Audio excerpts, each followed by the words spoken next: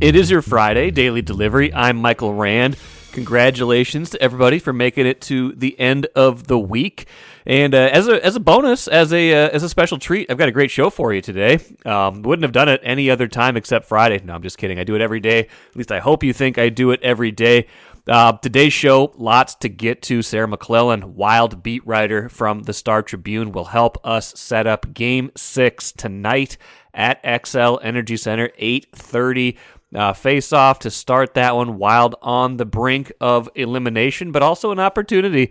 They win tonight. They force a Game 7, and that would be awfully fun. So we'll see where that goes. Sarah and I will break down everything along the way that got them to this point, which of course has involved a lot of poor special teams, especially penalty killing, especially lately after they took that 2-1 series lead. So plenty to get to with Sarah here in a minute. We'll have some Twins stuff towards the end of the show, some good news and some bad news in their 7-1 win over the Royals. And by the way, the AL Central, just terrible outside of the Twins this season, looking like a bad division. Might have gotten worse in the offseason. Just take a spin through those standings at the end of the show as well. But my goodness, a lot of bad teams over there with the Twins. Get to the Wolves here in a minute. They had their off-season kind of exit interviews on Thursday. Some stuff to glean from comments that Tim Connolly, their president of basketball operations, made. First, though, what did I miss? Got to start with the NFL draft, of course. Ben Gessling and Andrew Kramer did a full access Vikings podcast after the first round Thursday, so go check that out as well. I just have a few thoughts here, and I found the pick of, not just the pick of Jordan Addison, let me back up. The wide receiver Jordan Addison out of USC, picked 23rd overall. No real qualms with the pick itself. So let's start there. 5'11", 170, kind of a smaller receiver, but can play inside, can play outside. Looks like he brings a lot to the offense. I'll get to a Kevin O'Connell quote in a minute and kind of what he brings, what dimensions he might bring to the Vikings offense. On its face, on its head, they got a really good player. They got a player that can help them next year and beyond. So anytime you do that at 23, okay, that's fine. That's fine. I like the pick in terms of who they got. What I came away from the draft feeling was underwhelming, I guess is the right word. I called it fail on Twitter last night. Maybe that was too strong. I think fail implies that they did maybe something wrong. I think the failure is maybe too strong of a word. Underwhelming means that I don't think they accomplished as much or of as much of a magnitude as I hoped or thought based on some of their actions and some of the reporting. I don't think they accomplished enough in that first round based on what their needs are, what their posturing has been this offseason. And here's how I would explain that. I thought that, based on what they've done, which the biggest thing that they've done this offseason, make no mistake, is not extending Kirk Cousins, that they put a time limit on his tenure, or at least a tentative time limit on his tenure by not extending him, putting some void years at the end of his deal, essentially, making it so that they can get out of his contract after this season with no more guaranteed money to him, just a cap hit. So that to me said they had set in motion a certain clock where taking a quarterback in this year's draft made the most sense. Now, the way the board unfolded, it was hard, right? The quarterback they obviously seemed to like the most is Anthony Richardson. We had Ben Gessling mocking Richardson to the Vikings with a trade-up. I think he had him going like 11th after a trade-up. You saw a lot of late Anthony Richardson steam, the quarterback from Florida. He ends up going number 4 overall. Moving up to 4 from where they were, almost impossible unless you're going to give up a lot of future draft capital, like multiple future first-round picks probably to go all the way up to number 4. So Anthony Richardson almost immediately out of their reach because he got picked by the Colts. So right off the bat, that's not going to happen. That said, they now get into a position where they're down to 23. Will Levis and Hendon Hooker are both there. Now, I think we can assume, based on what they did, Levis, the quarterback out of Kentucky, Hooker, the quarterback out of Tennessee. I think we can assume by what they did that they did not love either of those quarterbacks, or at least not as a number 23 overall pick. Levis fell in the draft, was projected to be, as high as in the top 5. He kept falling, kept tumbling. Hooker was kind of the wild card, a draft riser, someone who got mocked to the Vikings a lot at 23, but just did not end up being that guy for them. And I get it. I think what they're trying to do at quarterback is make sure they get their guy. Because like I talked about last week with Nate Tice when he was on the podcast, there's nothing worse than having a quarterback in here, a rookie contract, if that quarterback can't play, right? It's the ultimate, you get enticed by the idea of having a cheap quarterback, but if that quarterback cannot play, if he's not any good, then you've really sunk your cost. Your opportunity cost, as Nate put it, is really diminished, because that quarterback is going to be out there pretty much every single play, and if he's not very good, you are going to have a hard time winning. So you can't just pick a quarterback to pick a quarterback. So I get that. What I was hoping they would be able to do, and again, this doesn't mean that they were able to do it or could have been able to do it, because we saw how everything unfolded. It looked like they wanted to make a trade down at 23 and weren't able to execute it. What I wanted them to be able to do at 23, if they couldn't grab a quarterback or do a big trade up, is I wanted them to be able to move down, because they only have 5 picks this year. They only have a certain amount of draft capital, and they certainly have a big need. They weren't able to do that, so they just stayed at 23, took a wide receiver, and again, that's fine. I think at the end of the day, we can say this draft was fine, but I think we can also say it was underwhelming based on what they did. And part of this is what I talked about yesterday. When you set yourself up with expectations, when you create expectations with your actions, it can then be judged a different way. If we had not heard all of this quarterback talk, if they had done the Cousins extension a month ago and just added a year or two to his deal like they always do, then this draft might have been viewed a different way. When you start talking about quarterbacks, when you start making actions that suggest you are going to be bold, and then the draft ends up being kind of just what you would have done anyway, then it becomes underwhelming. Not a failure, not a success necessarily, but underwhelming. Now, the player himself looks like he can help this team a lot. Jordan Addison, I like that they went wide receiver. It definitely helps them in the short term and the long term, so I'm not quibbling with the pick. A little nervous that it was the 4th consecutive out of 4 wide receivers taken in this draft in 20, 21, 22, 23. But if they have conviction in this player, which it sounds like they do, then I guess I can get on board with that. And here is head coach Kevin O'Connell on kind of the role that someone like Jordan Addison can play and needs to play in their offense. And I think he's very well aware of how we plan to use him, how he fits with Justin and KJ, Jalen and the rest of our receiver room, but also, TJ and our ability to activate the rest of our tight ends and our backs in the passing game. It truly gives you a pretty versatile skill set. And now, that adding that impact player, like I said, at such a priority position for how we like to move the football and kind of put it all together, it's a big deal for us. Any receiver that plays in our offense, regardless of personnel group, that you're in the game with Justin Jefferson, for us to have the ability to move him around and then activate you versus some of the premier coverage looks you can get with how people defend Justin, I think this player gives us a chance to do a lot of different things, and then pair him with KJ, possibly working against single coverage and working away from some of that overloaded looks that Justin tends to see. We want to make people pay for that, regardless of how we do that, at what level of the defense, what we're attempting to accomplish, within that play. Now, in a separate breath, O'Connell certainly complimented Adam Thielen, said, when you lose a great receiver like Thielen, you've got to do something to replace him.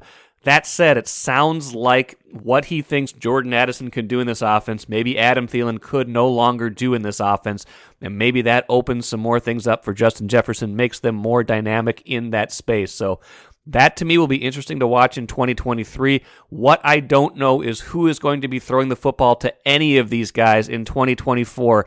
That is the mystery I thought they might solve on Thursday night, and that is the mystery they have not solved yet, and I feel like that's going to back them into a corner at some point here. They're going to have to make a decision on Cousins before next year's draft. So what do they do between now and then to address that? If they don't, how do they get themselves out of that box? And that, to me, was why this draft was ultimately underwhelming.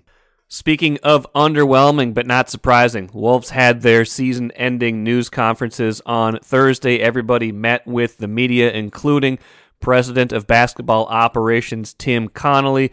He said a few different things kind of about the future of the roster, but definitely made it sound like they don't have huge off-season changes in mind. Here was a quote from him, and I'll play one a little bit later.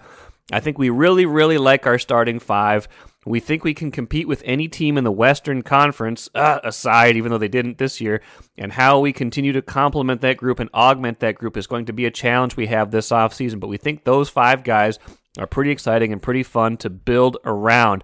Obviously, those five guys being Rudy Gobert, Karl Anthony Towns, Jaden McDaniels, Anthony Edwards, and Mike Conley Jr. Now, that to me is interesting. It's not surprising. It's also probably it's what he would say if he had confidence in the starting five. It's also what he would say if they were planning bigger changes, right? You don't want to box yourself into a corner. You don't want to telegraph to everybody in the whole wide world that you are intending to make changes, because that ends up making you a desperate trade partner and not a kind of covert, casual leverage having trade partner. So I'm not completely sold yet that they aren't going to do something this offseason, but Connolly's quote does set themselves up for running it back more or less, trying to see if this too big lineup can work. I think that's a mistake. I think this is the offseason to trade Karl Anthony Towns. I think you recoup assets, you reshape this roster around Anthony Edwards, and oh, by the way, Connolly also said that is a priority this offseason. Let's run that audio right now. I think Ant was great. I think, obviously, had career numbers. I thought he was fantastic in the playoffs. I think pretty much every decision we're going to make moving forward is going to be with Ant paramount. So I think the key we're tasked with developing, I think the best 21-year-old in the world, who's as you guys know, a great kid who wants it, who's so competitive, whose work ethic is off the charts. Is we want him to, as he grows, we want him to see winning. We want him to be around winners. So I think it's great when you see a guy like Mike Conley and the veteran leadership he gives to Ant. I think too often in our league, the development coincides with losing, and we feel pretty strongly that the best way to learn to win is to win early and to win often. But it's a challenge to ensure that we're doing any and everything to make sure he's developing, not just individually, but the team's developing at a level that we think we can get to. And that'll be the challenge this offseason. So my big takeaway, I agree that they got to build around Ant. I don't agree that the best way to build around Ant is with this too big lineup, and I will believe it when I see it that they really do intend to run it back after a disappointing season this last year. Take a playcation to Mystic Lake. With 24/7 gaming, the good times never have to end. And you can satisfy your cravings at our restaurants and bars. Or relax in one of our luxurious hotel rooms. Those that play together, stay together. And don't forget to join Club M so you can spark new memories and bask in the rewards along the way. Follow the lights to Mystic Lake, where every day is play day. Happy to be joined right now by Wild beat writer Sarah McLellan, who has been here for the good, the bad, and the ugly in this playoff series. Wild down 3-2 heading into Friday's pivotal must win. Well, sometimes we say it and we don't mean it, but must win Game 6 at Xcel Energy Center. And Sarah, Wild fans, I regret to inform you that in the time it took me to introduce Sarah, Dallas has already scored 2 power play goals and they're down 2-0 in this game. They have been very efficient. They have been very efficient with their power plays.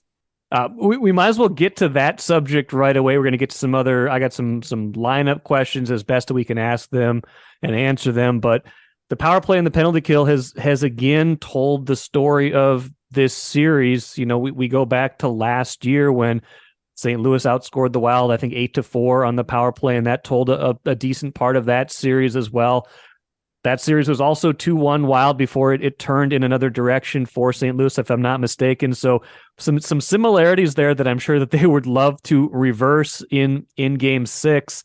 Part of it is not taking penalties. Part of it is there's been a few bad calls, especially Foligno penalties in Game 4, but the penalties have been fairly even. I think it's like 22-20 in terms of power play chances, and Dallas is just cashing in. How do they get better? Do they have any answers to this penalty kill right now? It's no surprise, really, though, that special teams are deciding the series. It just seems like it's always the case come playoff time, because you have the best of the best that are left competing.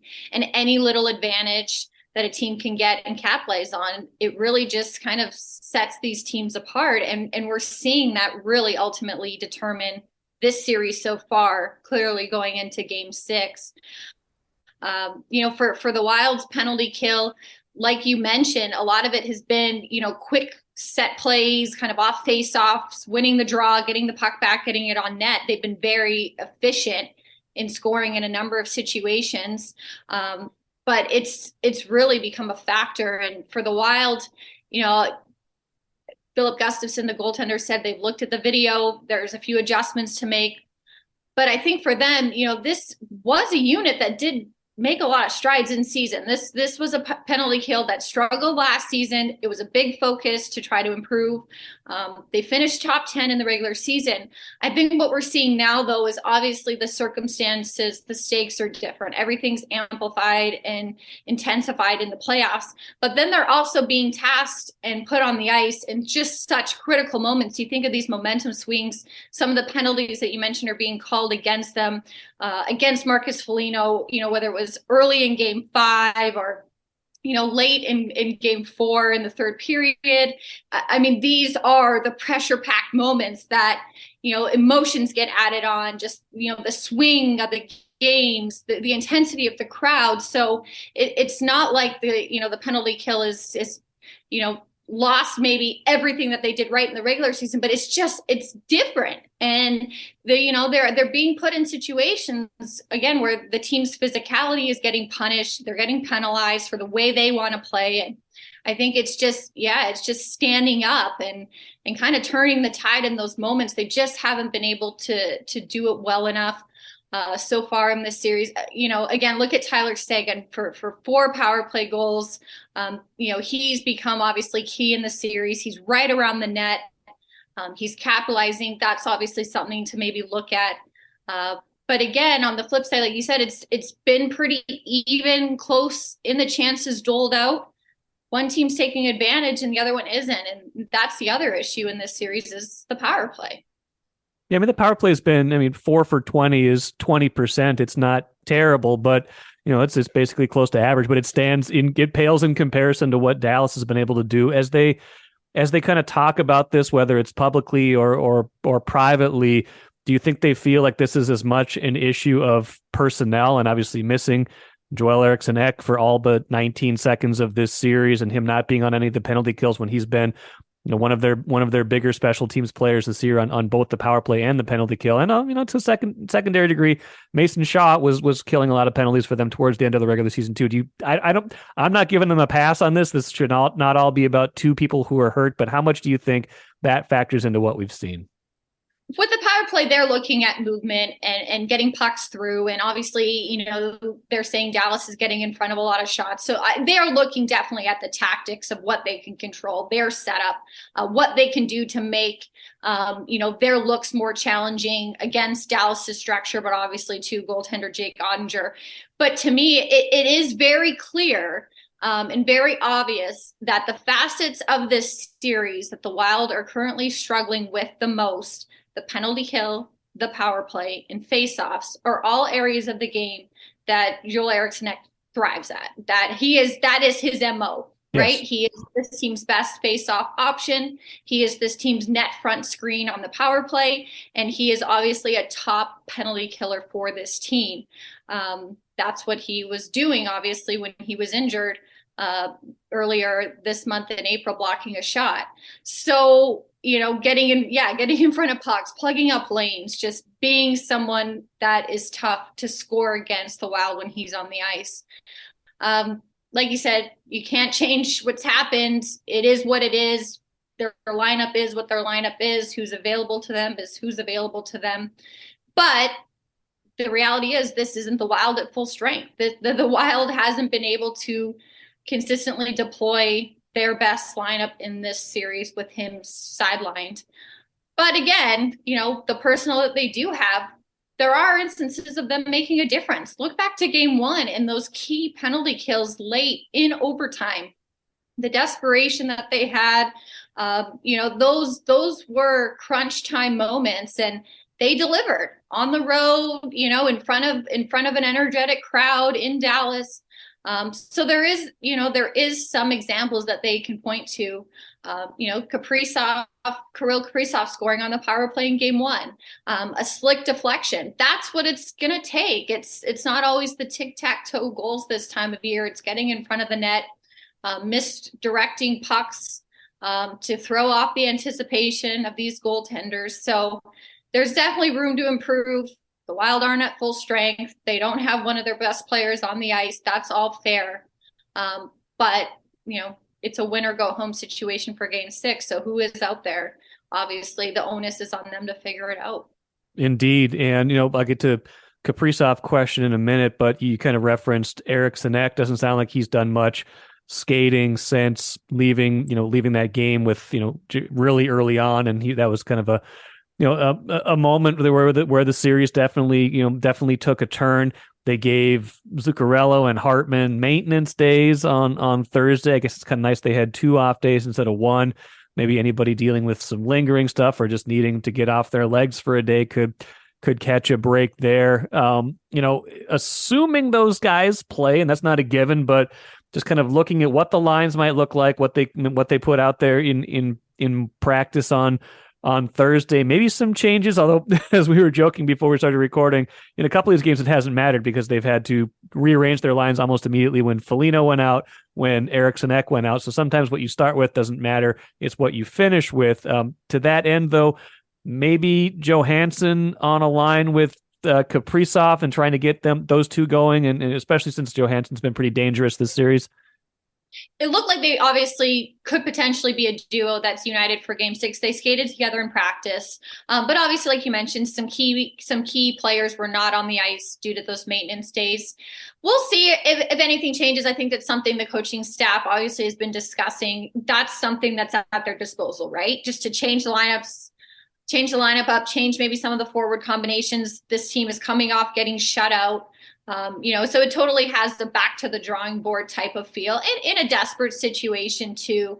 Johansson, I think with Kaprizov could be intriguing because he is, has been around the puck a lot in this series. He obviously gets looks on the power play too. So there's probably some familiarity there with them being on the same unit. But he has gotten chances. You think back to some of the looks he's had earlier in the series, breakaway. And he has that experience too, being in this type of situation. He's been on long playoff runs before. Obviously, we're used to seeing him next to Matt Boldy, but maybe that's some type of change that the Wild utilizes. I think too, Foligno coming back after getting ejected, he has been very involved in this series. Obviously, he's been penalized for his physicality, but he's been involved. And you look back to game 4, a very strong game plan for the Wild. They played really well. Their execution just wasn't there. And he had some of those really quality looks in tight, the breakaway he had against Ottinger, the initial save, and then he got on the rebound too as a try. So his impact too, he's been around the puck. So we'll see how they change it up, but I wouldn't be surprised because, like I said, that's a tool that the coaching staff has to try to impact the series, try to change some momentum to the lineup, especially after a shutout. It's clear Jake Ottinger has been locked in. They have scored against him. They, early in the series, I think 3 goals against Jake Ottinger. That's not too shabby, right, considering what his numbers are and what they were in the regular season. in some situations, you think 3 goals against Ottinger, you probably win that game. So they have been able to get to the net, but it's the timely situations. It's those breakaways in Game 4, right? It's when you're trying to get that icebreaker, that momentum turning goal. It's late in the third, the goalie's pulled in Game 4, and he just completely shuts the door. So he's been very sharp, obviously key to Dallas's success so far in this series. But again, I think it's the scrambles, it's the unpredictability.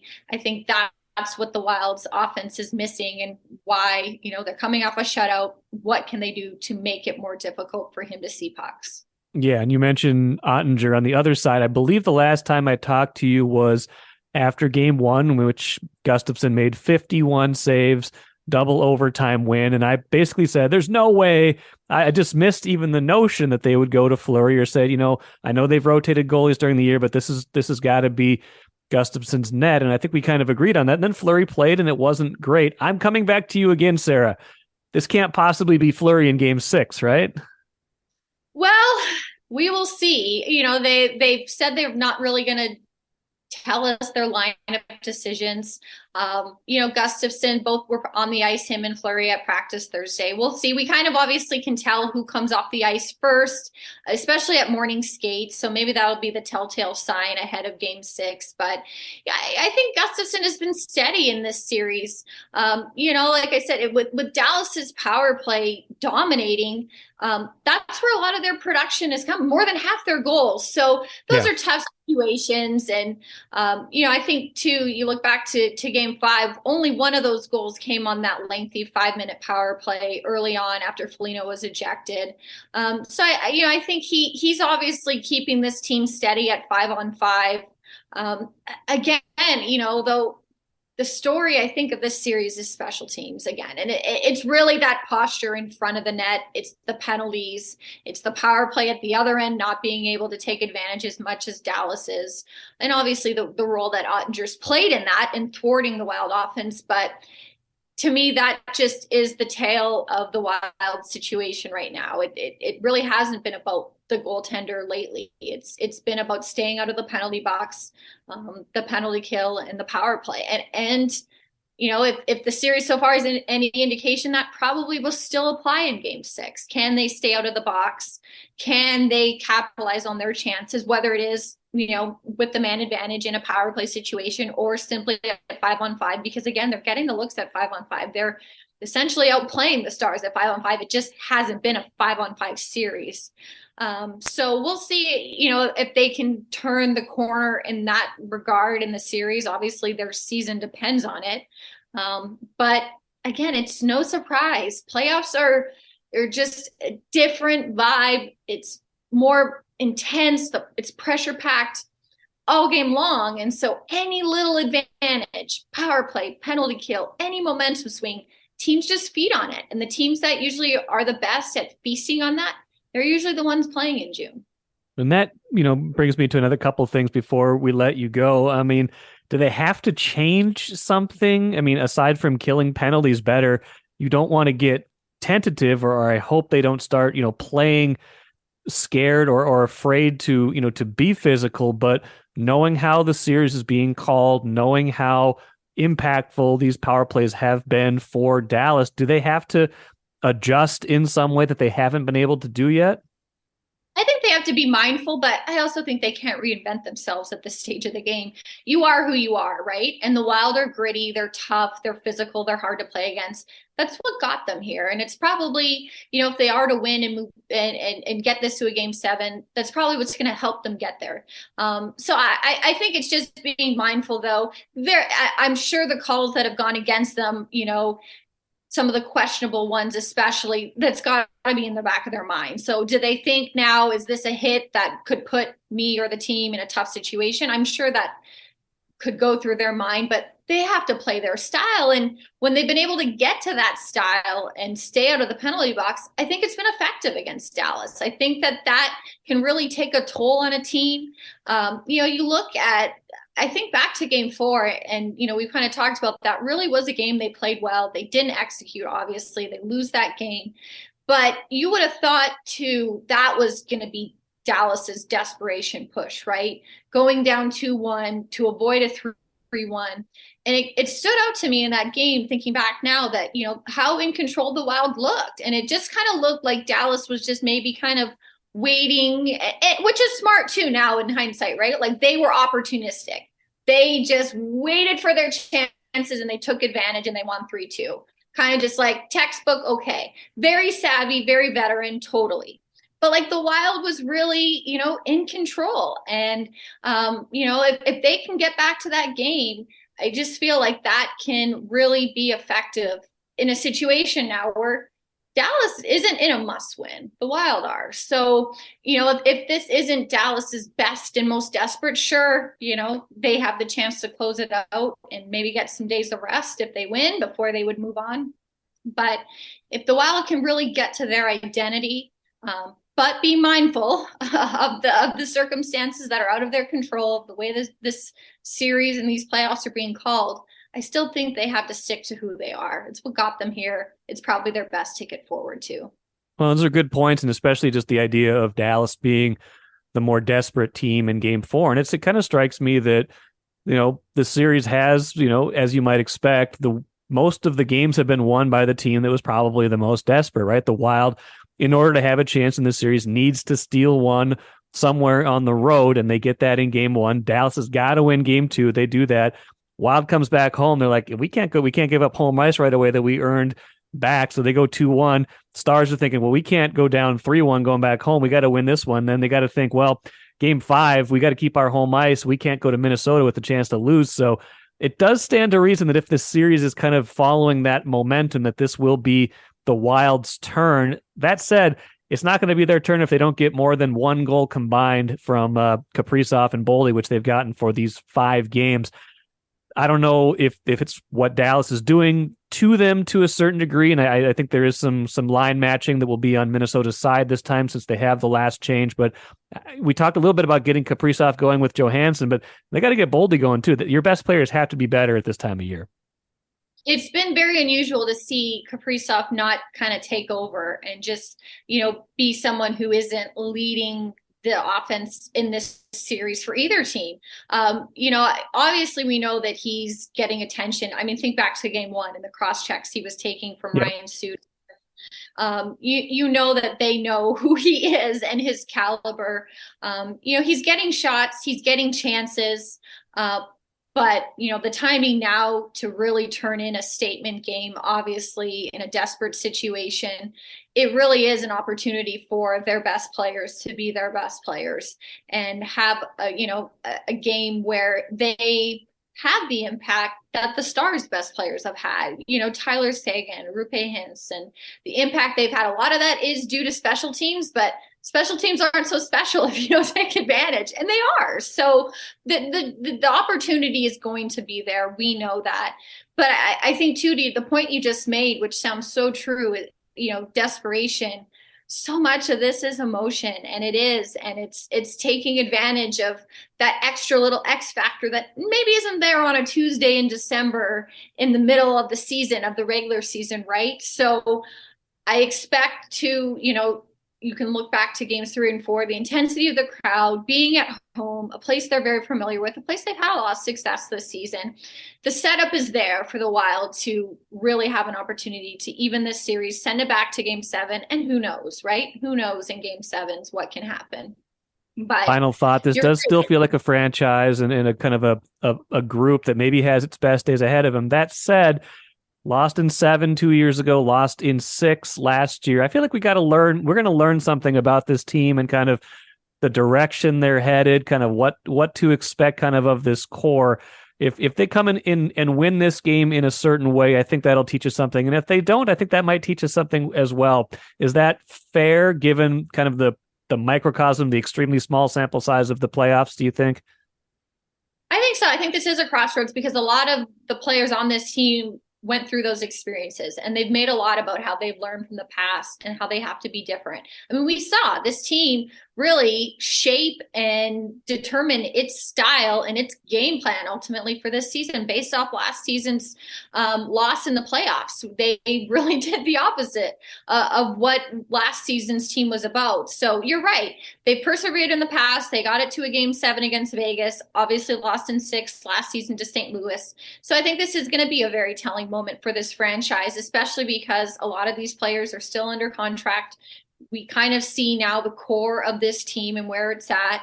I think the outcome of this season, of this series, game 6, probably will do a lot to decide where the Wild needs to move forward. We've seen obviously what hasn't worked, where they've already tried to adjust. But if this is again another stumbling block for the team, what do they do to fix that? What does General Manager Bill Guerin and his staff do to try to adjust? This is going to be, I think, a really telling moment for this organization, especially, like I said, because a lot of the players who've been through the past are still here, and they now have those experiences to draw on in this year. And I would say Guerin is someone who's got patience, but also does not always like to stand pat. When he sees a problem, he will go fix that problem and he'll address it. And he did that at the deadline by getting more scoring. He's done that when he said, you know what, Suter and Parisi, the time is done. Let's go do something else. Like he is a person of action. So I think he'll be watching this game pretty closely as well. We all will. Follow Sarah's coverage, Star Tribune and StarTribune.com. Sarah, thanks as always. We'll talk to you soon. Take care.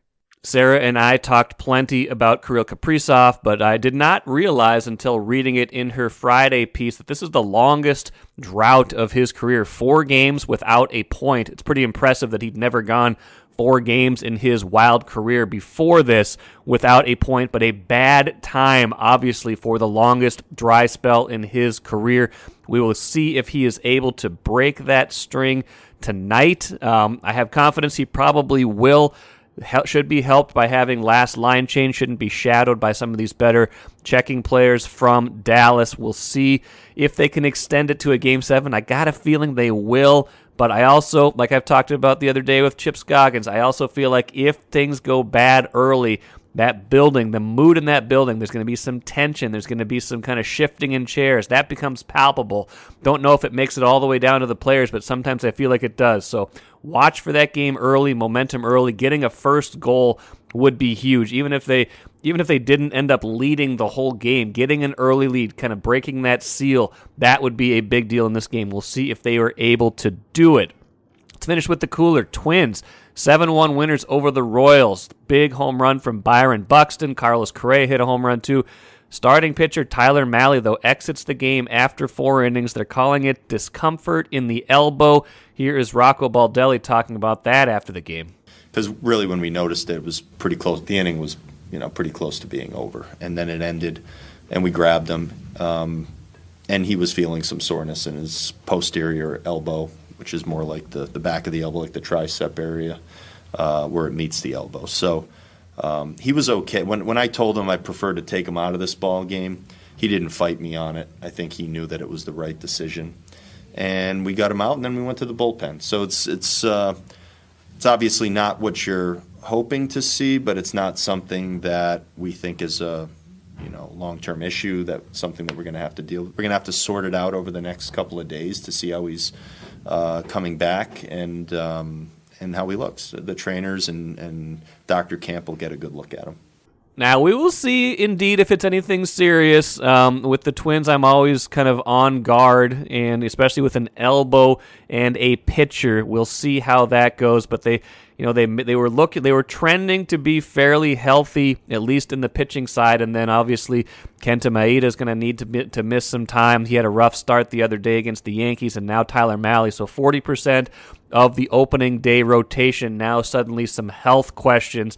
The 60% that is still healthy and chugging along is the best 60%. Pablo Lopez, Sonny Gray, and Joe Ryan. But watching the pitching depth, I know they got some in the minors, Bailey Ober, guys like Louis Varland. They've got some depth. They've got some guys who can step in if they need to, and maybe Mahle doesn't even miss a start. But I'm watching that right now. You don't want to use so much depth so early, and that to me is a concern because this is the part of the team that has been carrying the Twins to this point this season. That'll do it for me today. That should do it for me for the week. We'll see Maybe a bonus episode off the Wild game tonight if it warrants it. Otherwise, Royce and I will be back on Monday to break it all down. Enjoy the rest of your Friday. I'm Michael Rand. We'll see you later.